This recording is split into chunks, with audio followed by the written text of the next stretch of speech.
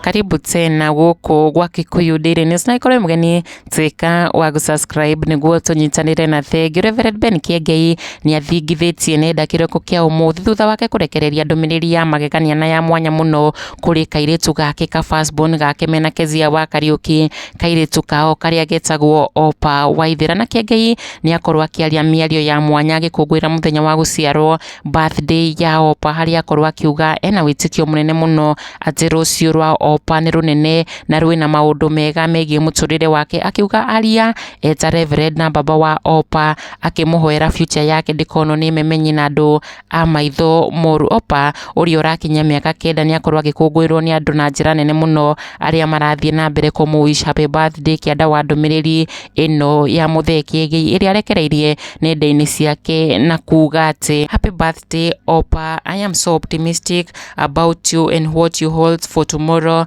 a lady of value and a beauty of hope in our eyes. From your priest and your dad, I pray for you today that God will hide your excellence from destiny diverters, your grace from future diverters, and your confidence from evil eyes. At 9, God is set to grace and favor you, and you will command a lot today and tomorrow in Jesus' name. Happy birthday Opa Waithira. Kiengei akiaria na gutumira his daughter a very powerful message ya gukungwira birthday yake, ona ithui tukiuga happy 9th birthday Opa Waithira. Kikuyu Daily News, subscribe.